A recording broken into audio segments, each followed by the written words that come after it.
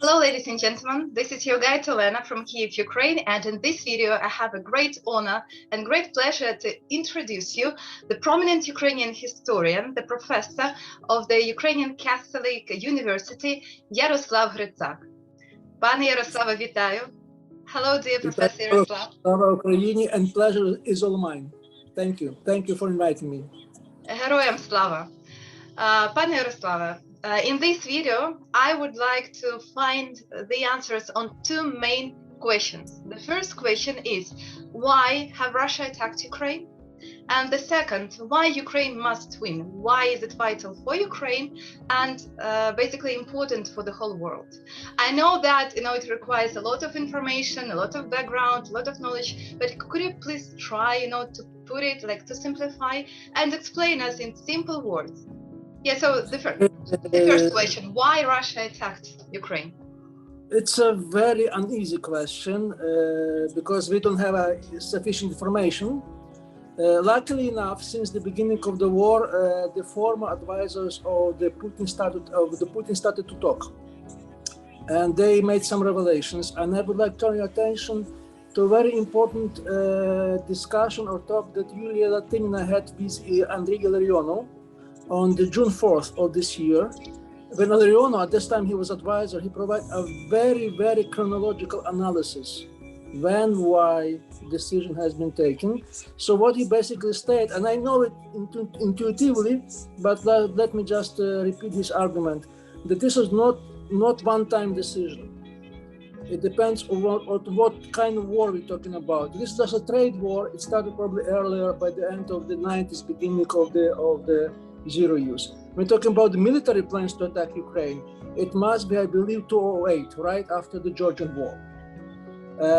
When talking about large-scale operation, then it must be September, October of the previous year.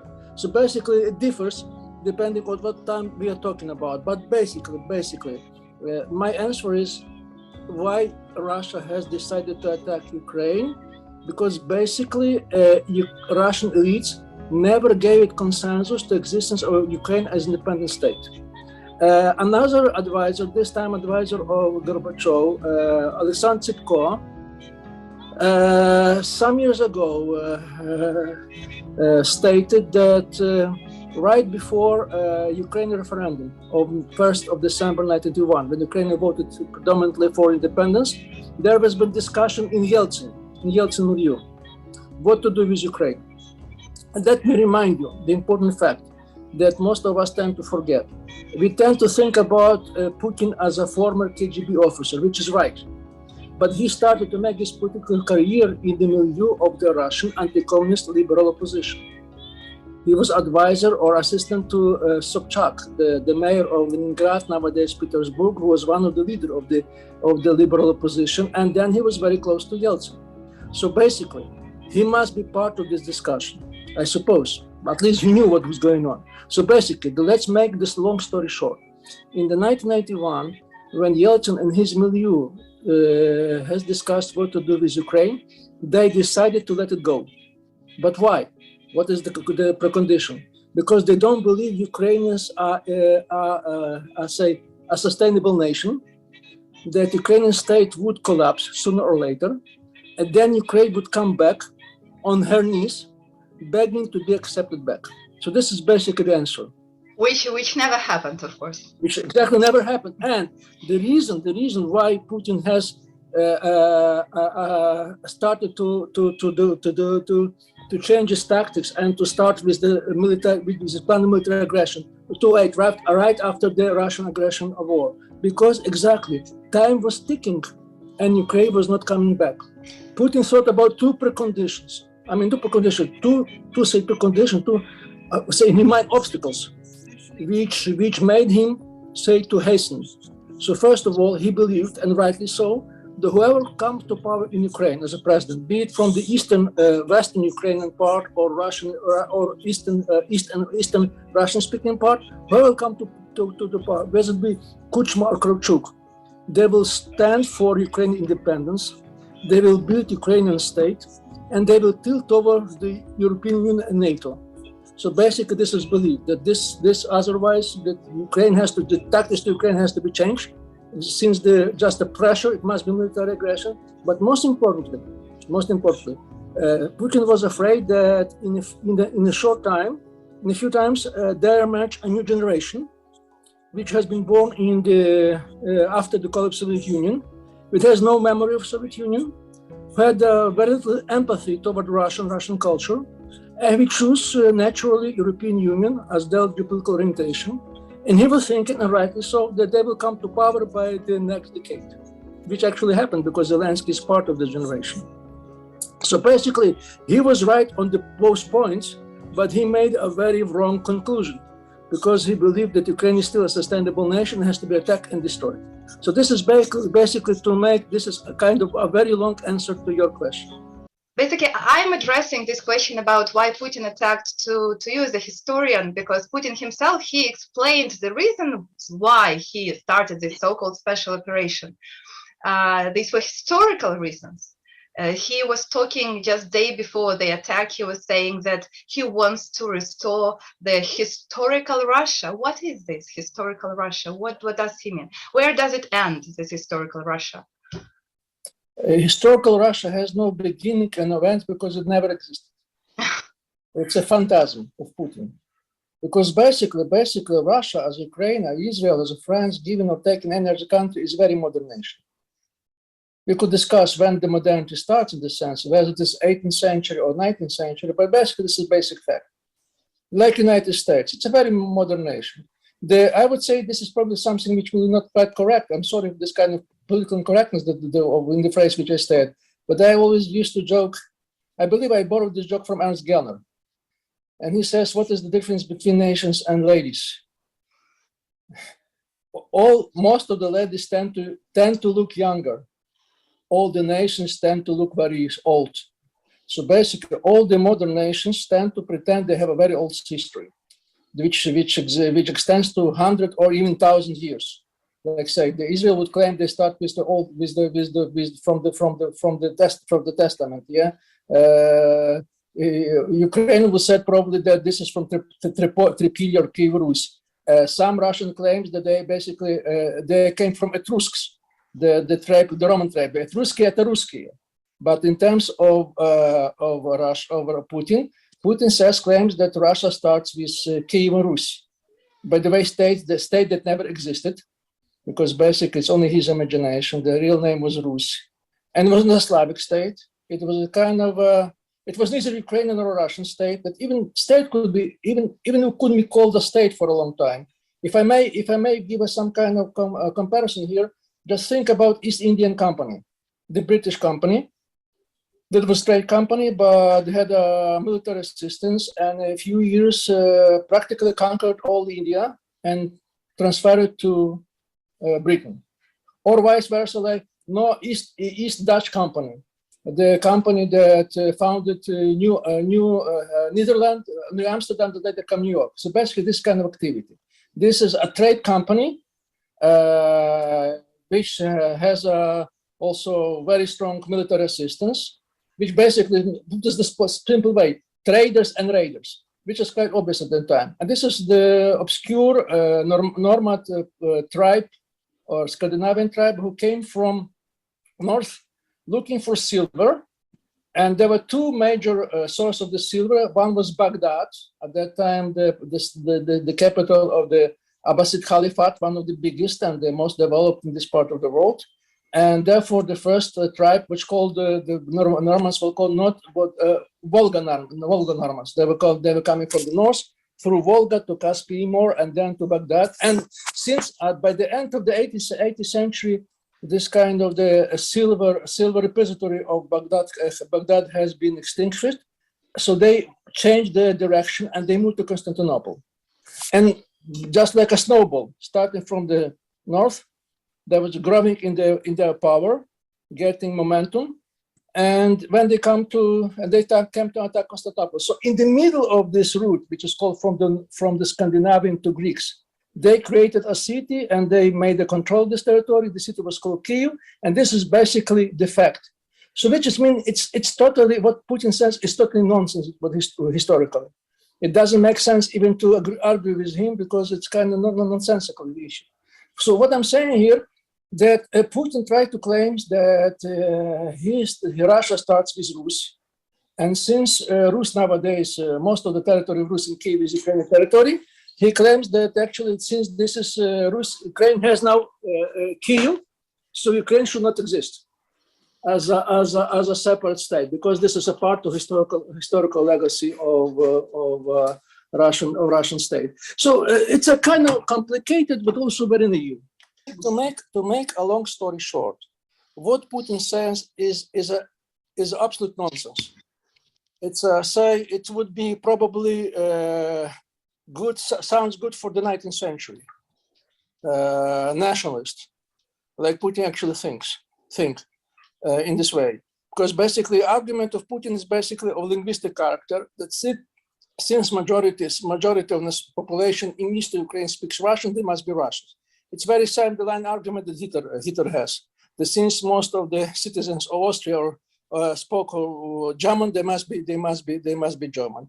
So what I'm saying here, that you should not respond to this argument seriously. The only response is by the military actions, by what the best response that are given is by Ukrainian society, by the Ukrainian volunteer movement, but most specifically by Ukrainian military forces. But just to end with this something, Putin's Russia want to have a control of this territory, but to have control of this territory, they may have the historical claim. The only historical claim is to state that they have a monopoly copyright on the past of these people, Ukrainian, Belarusians, all others, but most importantly Ukraine, because of the geopolitical reasons of Ukraine. So we don't know where to go. But again, I believe that we don't have to take this argument of Putin with face value. I believe there is a very good book to discuss here and to address, which probably provides the best explanation, is Serhii Guryev's Spin Dictators, which reveals the trajectory of the regimes like Putin's Russia. I think many of them nowadays, they came to rise during the first decades of the century, and basically they follow the same line. They start as a very civilized dictators, even liberal ones. They use mass media largely to become a very favorable or popular dictators. They don't press on the fears, but rather on love. They must be loved, and they look very suave at the very beginning, but then they face with a kind of a threat or challenge, because they came to power to bring order in their society. And at some point of this, the first point of this, the dictatorship, they have good economical results. But the result, as an effect of this economical development, they emerge a new developed middle class, educated intellectuals. They want more freedoms, and they started to manifest like it was Orange Revolution or the protest in Moscow in 2012.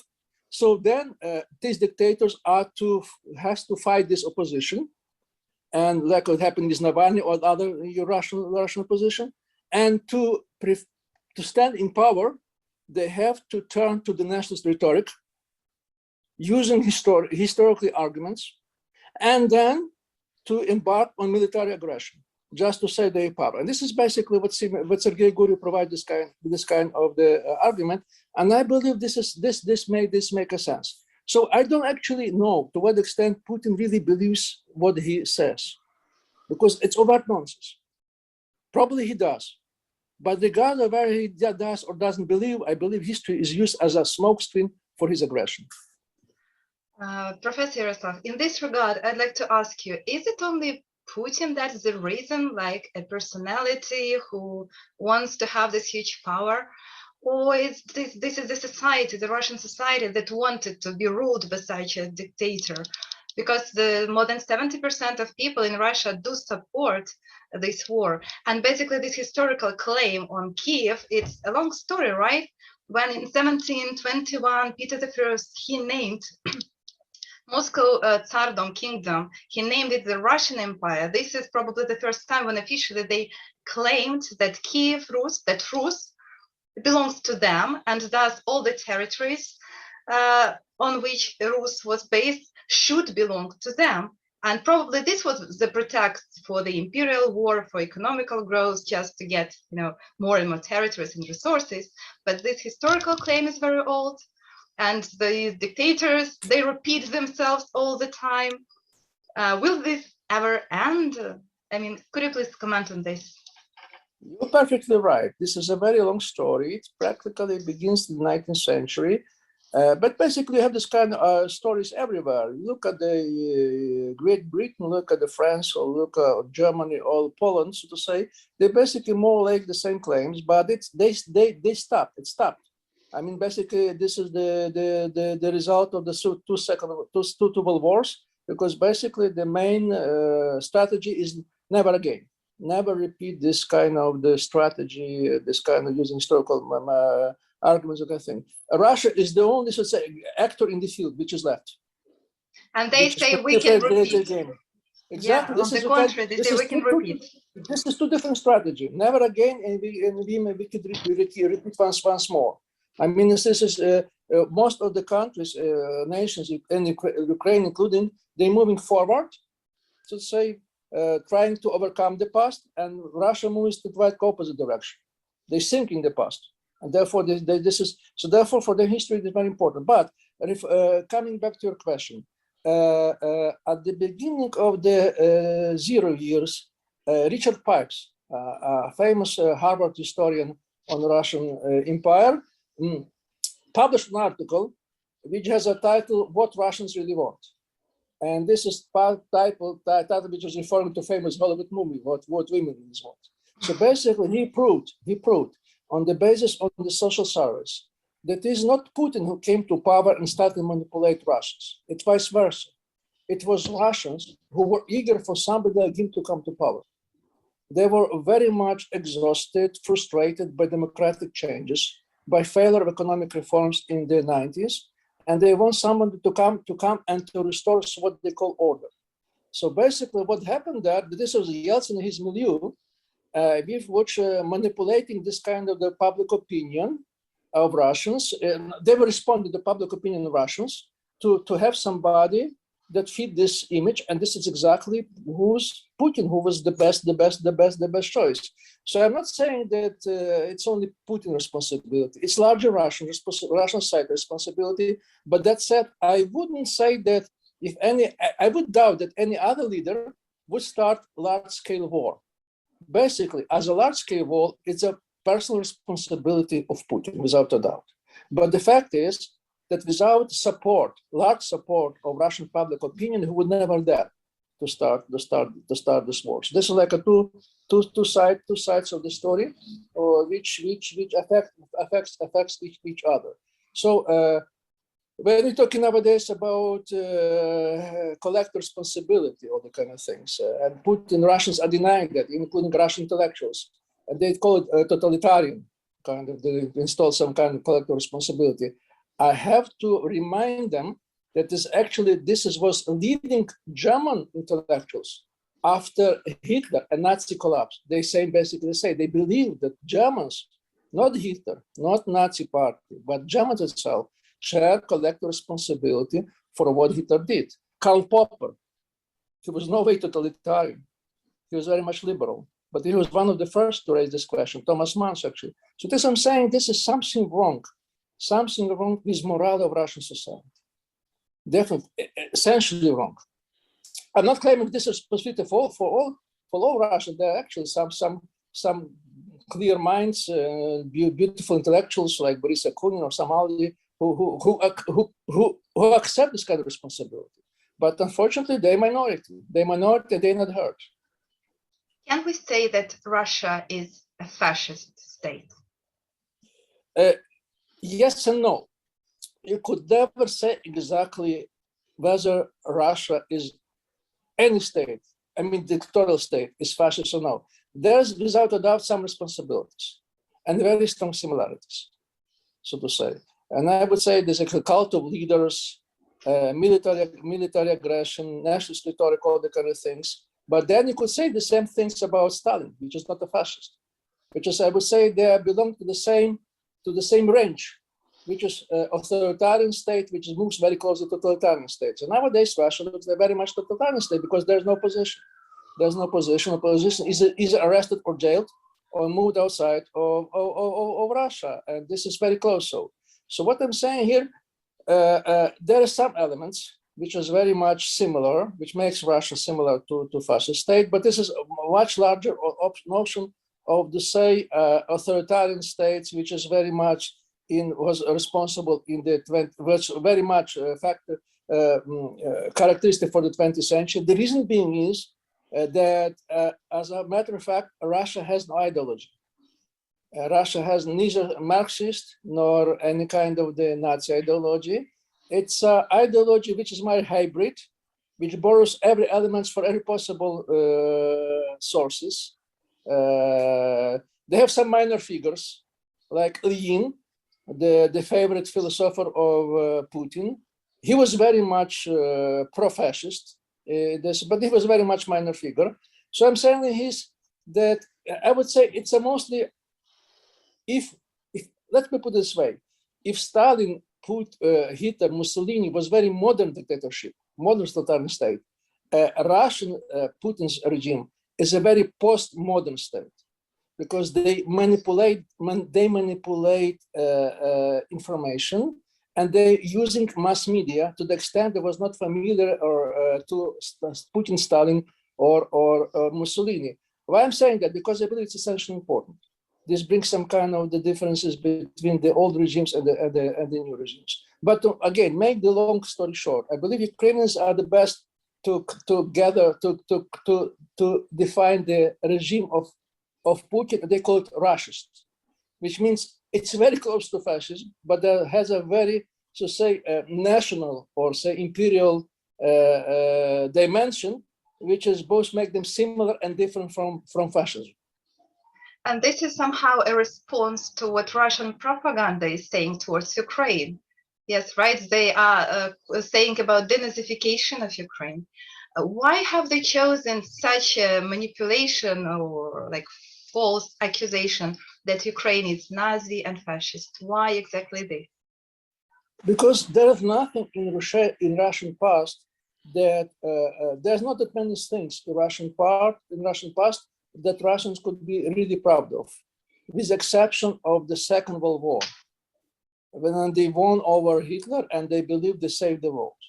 So this is the main point, the main axis of the nowadays Russian propaganda, and therefore they consciously refer to this war, Russian-Ukrainian war, as a kind of repeat of the Second World War, and therefore by definition, if Stalin was fighting Nazis, so nowadays they fight a new kind of Nazis, which is Ukrainian nationalists. This has a certain Ukrainian turn, without a doubt. First of all, I would say that both Soviet leaders and Russian leaders, they don't like particularly notion of nation. They prefer to speak about either people, narod, or civilization, whatever. But for them, nation is something which is, very Western notion. Putin doesn't say that much about Russia. Putin says about Ruski Mir, which is Russian world, which is much larger than Russia itself, because it encompasses Belarus, Ukraine, even Moldova, probably Romania, Bulgaria, all the kind of Serbia. This is kind of Orthodox, kind of synonymous to Orthodox world. So this is very much a larger notion than Russia. Professor Yaroslav, is this forever? Like, will it be there? No, nothing forever. No, these two words that Ukrainian would never, that historians would never say. It's two words. One is never, and the other is forever. Nothing is forever, and nothing, is never. Anything could happen to the same. I believe that Russia has to go through this project of politics of denazification. Very much like Germans did after the Second World War. And I would bet that this is part of this nazification must be that Russia once and for all has to refuse from this idea, to turn away from this idea of the Great Russia. They have to, Ruski Mir, they have to start to learn themselves to be just normal state, like France, German, Poland, any other state, so to say. This must be said clear that we must accept, we have to force Russia to accept the borders of 1991 as the real borders. They know historical justified borders, because I don't believe there are any kind of historical justified borders nowadays in the world. All borders that we have nowadays, political borders, they contested, they has been contested.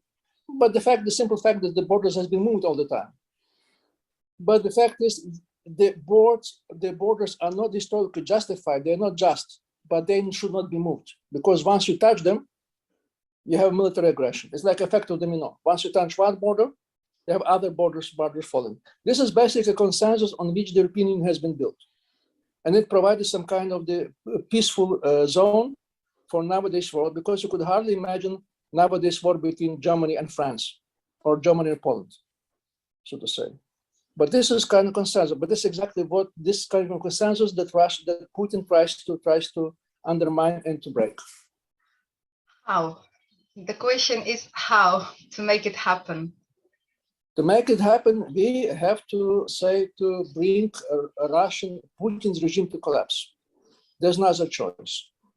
And as far as I remember in the interviews, you were saying that this is how the war in total will end. Yes, one of the sides should collapse, and in our case, this should be Russia. Yeah, I believe, because this is logical, this war. This is kind of different kind of war that we used to have before. I say it's very much reminds us of the First World War, which was largely a war of attrition. And this war of attrition, you couldn't expect some kind of definite military victory. Say one side or another. You could hardly expect that there was by Ukrainian army marching victory or victorious over the Red Square in Moscow. This is something which would hardly happen. Because basically the logic of the war, the war ends with the collapse of one side.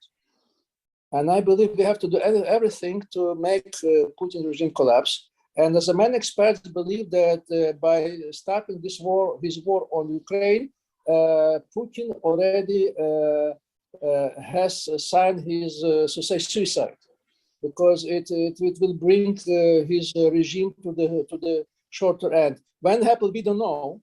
But this will be like that. It must be collapsed, like Soviet Union's collapse, or like this Saudi Arabic regime collapse. And this must be two preconditions. One of us is the military victory of Ukraine on the Ukrainian fronts, this exhausting Russian army, and say the defining Russia, Putin from his kind of the image of the macho, which wins everyone, which wins over everybody or every time. This image has been destroyed. I mean, which would be undermine his legitimacy to govern Russia. And secondly, is the staunch position of the West. Because without this position, without this pressure, it could hardly happen. Professor Yaroslav, we have 5 minutes left. And Yes. The question that I want to ask is, we understand why it is vital for Ukraine to win. Yes, it's the question of our very existence. Now the question, why is it important for the others, for the other countries, for the whole world, that Ukraine really must win this war on the battlefield, that Russia must, at least Putin's regime must collapse? Why is it important for all of us? If I may suggest such a comparison, a war of Ukraine is not a regional war, it's a global war. It's not world war, but it's global war. It means that this is already the local conflict which has a large, unbelievably large geopolitical implications on the whole world. You nowadays could hardly find any place which would not be affected by the war. Be it Austria, be it Africa, Asia, in Australia, even South America. I'm not talking about the West and the Russia itself, China. So basically, this is very much a war with the global implications they mentioned. I would compare to the nowadays crisis in Palestine. Palestine, we also have a allegedly local conflict, but this is local conflict that has enormously big consequences for the global politics. I would say with what happened with Palestine has a large impact what happened in New York on 9/11. So this is basically, so I'm saying is Ukraine is Palestine of Europe. It's not just another conflict like it was in Georgia, Caucasus, or Yugoslavia. It's a very much important point. So actually, I would say whatever will be results of the war, it will have impact on the geopolitics.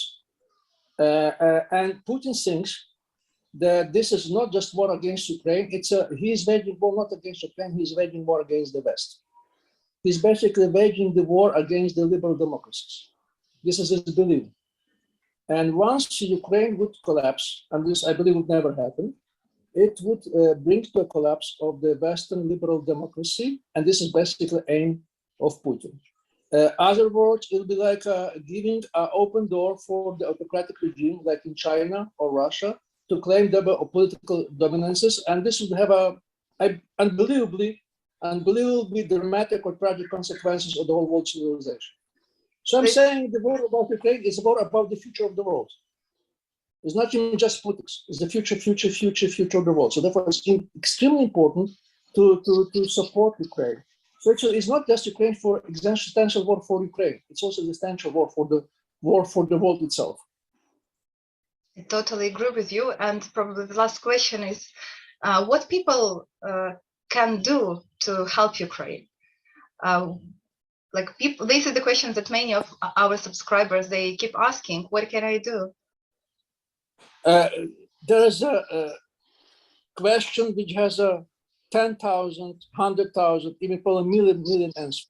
Do whatever you can.